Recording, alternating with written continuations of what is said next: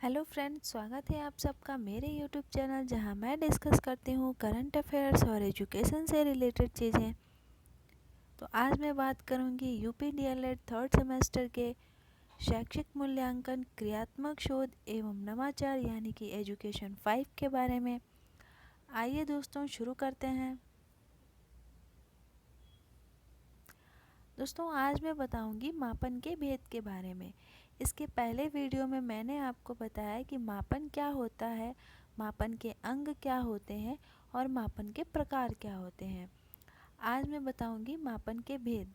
दोस्तों मापन के भेद 3 प्रकार के होते हैं। पहला है निरपेक्ष मापन यानी कि एब्सोल्यूट मेजरमेंट, दूसरा है मानकीय मापन यानी कि नॉर्मेटिव मेजरमेंट, तीसरा है स्वमानक मापन यानी कि एब्सेटिव मेजरमेंट।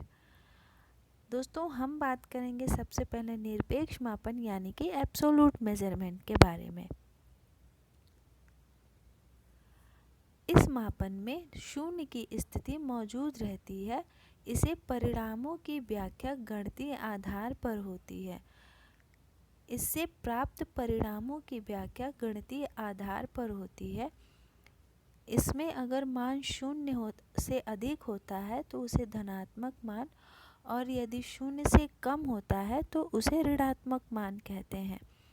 शैक्षिक मनोवैज्ञानिक चरों के मापों की व्याख्या गणितीय आधार पर नहीं हो सकती। दोस्तों शून्य की स्थिति मौजूद रहती है का मतलब है कि अगर किसी स्थान का तापमान शून्य है तो वह शून्य से अधिक भी हो सकता है और शून्य से कम भी हो सकता है। यानी वहाँ का पारा शून्य से बढ़ भी सकता है और शून्य से घट भी सकता है। लेकिन इस प्रकार का मापन मनोवैज्ञानिक और सामाजिक एवं शैक्षिक चरों में संभव नहीं होता है। ये जो होता है वो भौतिक चरों में ही संभव हो पाता है। आगे बढ़ते हैं। आगे है मानकीय मापन यानी कि नॉर्मेटिव मेजरमेंट। इसमें शून्य की स्थिति मौजूद नहीं रहती है। शिक्षा और मनोविज्ञान में किए परीक्षणों से प्राप्त माप को मानकीय माप कहते हैं। इससे प्राप्त मान एक दूसरे से स्वतंत्र होते हैं। इसे सामान्यीकृत मापन भी कहते हैं। दोस्तों शून्य की स्थिति मौजूद नहीं रहती है का तात्पर्य यह है कि यदि कोई छात्र किसी परीक्षण में किसी सब्जेक्ट में 0 अंक प्राप्त करता है तो इसका मतलब ये बिल्कुल नहीं है कि उस विषय में उसकी जो योग्यता है वो 0 है। इसका सिंपल सा मतलब ये है कि उस परीक्षण में उस विषय से आए प्रश्नों को हल करने में वो छात्र असमर्थ रहा। क्या पता उसी विषय से कोई और प्रश्न आए तो वो छात्र उसे सॉल्व कर ले जाए। तो इसीलिए इसमें शून्य की स्थिति मौजूद नहीं रहती है। आगे बढ़ते हैं। स्वमानक मापन यानी कि एब्सेटिव मेजरमेंट। स्वमानक शब्द का प्रयोग सबसे पहले रेमंड कैटल ने किया था। बाध्य चयन प्रक्रिया को कैटल ने स्वमानक मापन कहा था। इसमें व्यक्ति को कुछ समस्या के लिए क्रम दिया जाता है और बिना पुनरावृत्ति के उसको वरीयता देने को कहा जाता है।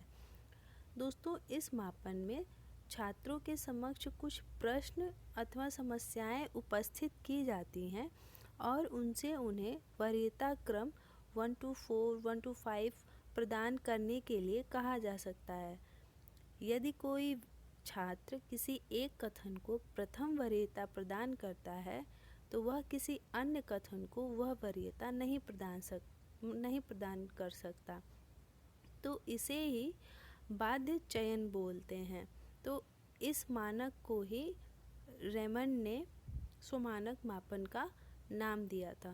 दोस्तों इसमें एक एग्जाम्पल ये भी हो सकता है कि अगर हम एक तरफ राज्यों के नाम हो और दूसरी तरफ रैंडमली राजधानी लिखी हो और हमें सही राज्य से सही राजधानी की मिलान करना हो तो इस एग्जाम्पल को हम इस स्वमानक मापन के थ्रू समझ सकते हैं। थैंक यू दोस्तों। अगर आपको मेरी वीडियो पसंद आई हो तो मेरे इस वीडियो को लाइक शेयर कमेंट करें और मेरे चैनल को सब्सक्राइब करें। Thank you.